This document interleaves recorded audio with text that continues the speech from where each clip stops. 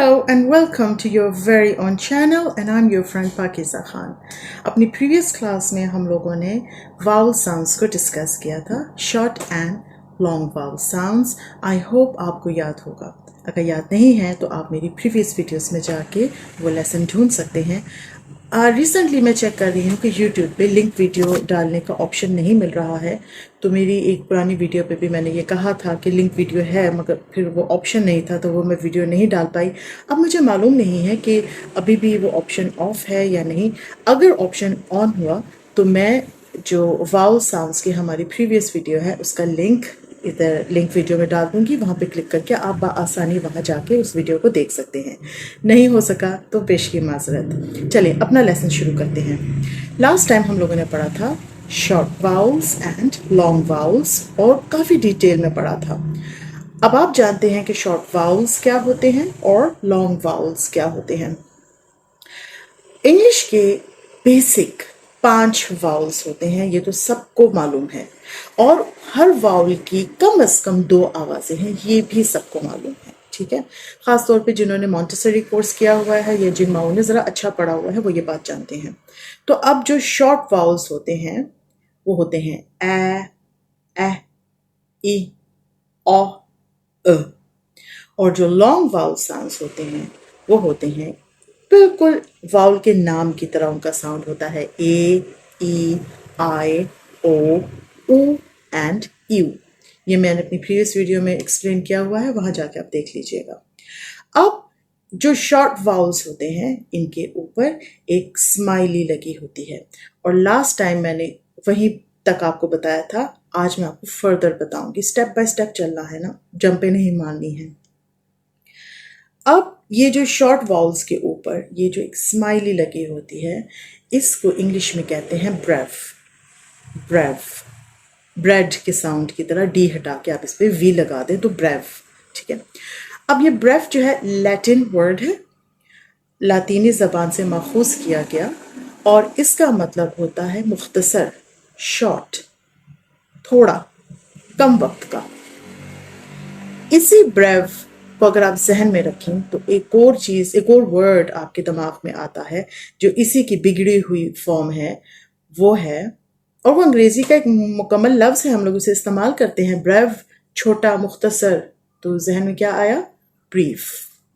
Brief, brief case, briefly, to tell somebody in brief, to explain something briefly. ये brief जो है brave से ही निकला है और ये लातीनी ज़बान का लफ्ज़ है. ठीक है, तो इसका अब एकदम कनेक्शन आप लोगों को समझ में आ गया कि ये ब्रेव का मतलब है शॉर्ट साउंड्स, ए, ई, ओ, अ. ठीक है, ये शॉर्ट साउंड्स हैं. इनके ऊपर जो स्माइली लगी होती है इसको ब्रेव बोलते हैं, और ये हमारे CVC वर्ड्स की साख्त में काम आते हैं. CVC वर्ड्स नेक्स्ट क्लासेस में पढ़ाऊंगी. अभी हम लेटर्स को तो कर लेना, लेटर्स में आ गए वाउल्स एंड कॉन्सोनेंट्स, इनको पूरा करेंगे तो फिर आगे हम वर्ड्स में जाएंगे. अभी हम लेटर्स पे ही हैं. दूसरा हमारा था लॉन्ग वाउल्स. अब लॉन्ग वाउल्स के ऊपर एक बार लगी होती है जो लास्ट टाइम मैंने आपको बताई ज़रूर थी, लेकिन मैंने इनके नाम नहीं बताए थे क्योंकि मैंने इस वीडियो में बताने थे स्टेप बाय स्टेप. अब ये जो बार लगी होती है लॉन्ग वाउल्स के ऊपर, लॉन्ग वाउल्स वो वाले वाउल साउंड्स हैं जिनका जो आवाज़ है उनके नाम की तरह ही है. आवाज़ है ए, साउंड भी ए. आवाज़, नाम है ई, साउंड भी ई. नाम है आई, साउंड भी आई, and so on.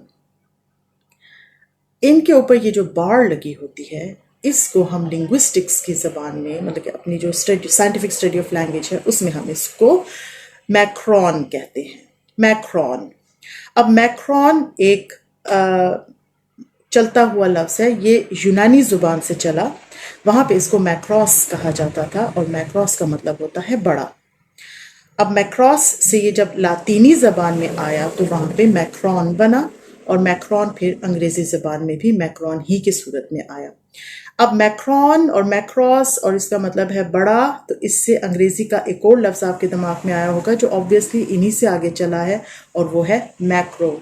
Macro organisms, macro studies, macro नाम के स्टोर्स भी हैं, ग्रॉसरी स्टोर्स हैं, उनका मतलब है बड़े बड़े स्टोर्स, यहाँ से सब कुछ दस्तियाब है। तो ये आ गया मैक्रो।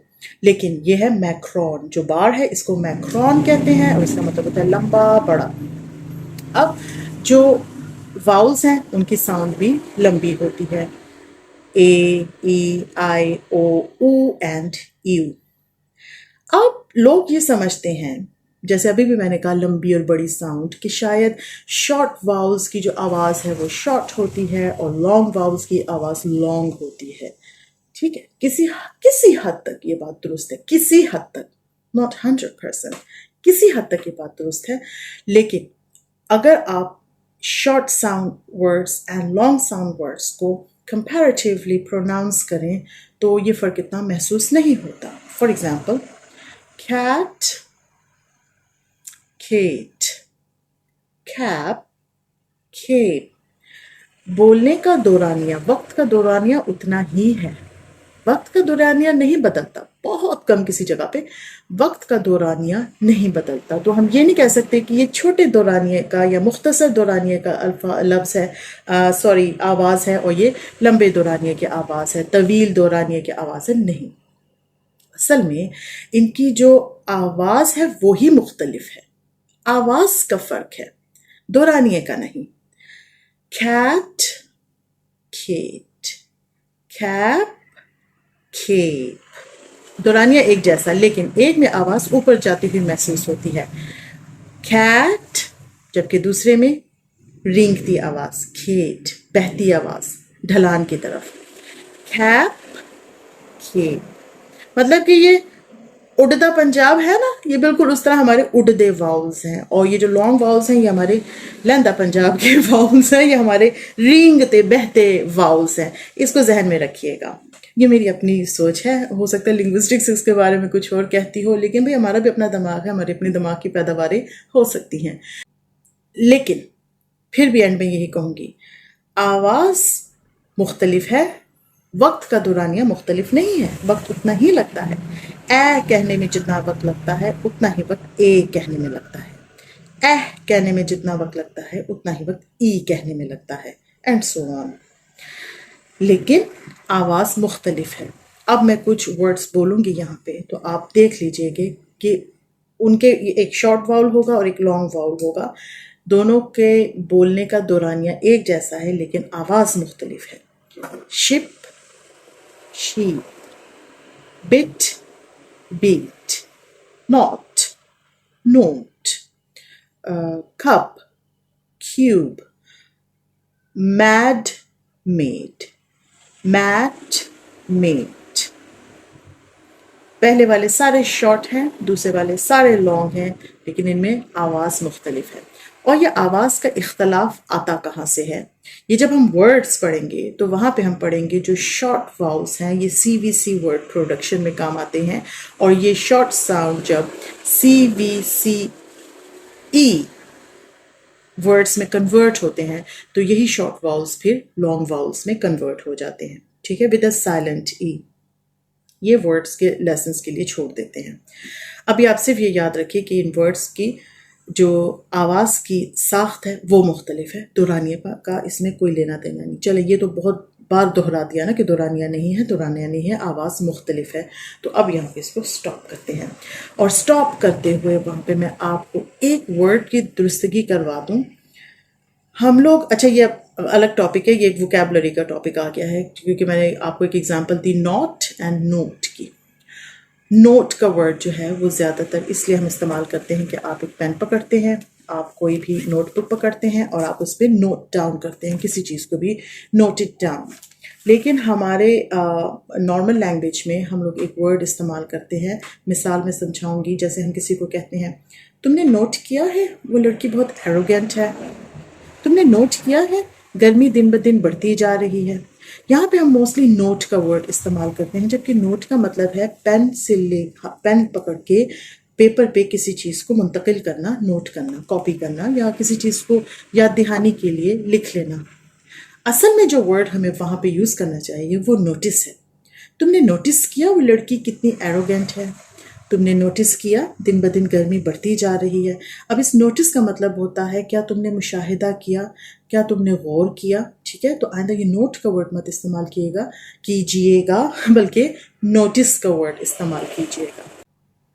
अब यहाँ पे मैंने जो ये सारे वर्ड्स का जो आप लोगों को बताया है, यहाँ पे स्पेलिंग्स का ही खाली फ़र्क नहीं है, यहाँ पे साउंड का फ़र्क है, खाली स्पेलिंग्स का फ़र्क नहीं है। अच्छा, ऐसा भी है, अब कुछ वर्ड्स ऐसे हैं जिनमें स्पेलिंग्स भी सेम हैं लेकिन साउंड डिफरेंट है।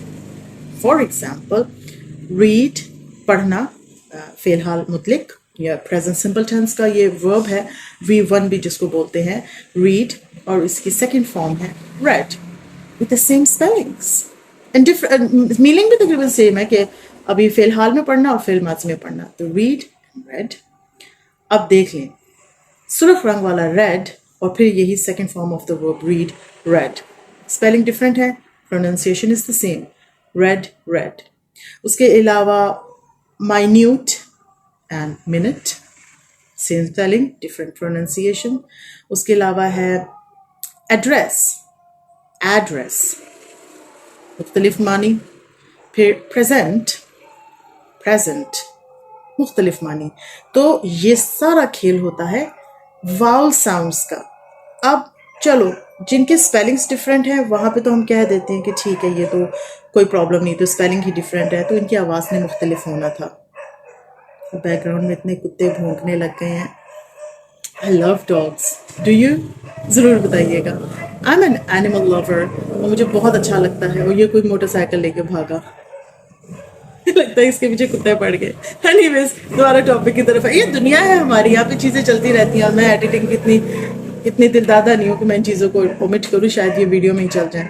एनीवेज, अब ये जो मुख्तलिफ हैं, अच्छा कुत्ते भौंकते हैं ना या बिल्लियाँ रोती हैं, मेरा दिल घबराने लगता है। मैं कभी जाऊँ, मैं इनके मसले हल करूँ, लेकिन अभी मैं यहाँ पे स्टक हूँ आप लोगों के साथ, मैं जा भी नहीं सकती, मैं पंगा भी नहीं ले सकती ऐसे भौंकते हुए कुत्तों से, मेरे कोई पड़ जाए फिर मैं क्या करूँ। अच्छा, अब ये सिर्फ स्पेलिंग्स का फ़र्क नहीं होता कि साउंड डिफरेंट होते हैं। अभी जैसे मैंने सारे अल्फाज गिनाए आपको, यहाँ पे तो स्पेलिंग्स भी सेम थे। अच्छा, ये जो जितने भी सेम स्पेलिंग्स थे, इन सब का साउंड डिफरेंट था। क्यों? यहाँ पे वाउल्स अपना काम कर रही हैं, ठीक है। माइन्यूट, मिनट, कितना डिफरेंट साउंड है ना। क्यों? स्ट्रेस्ड वाउल्स का फर्क है।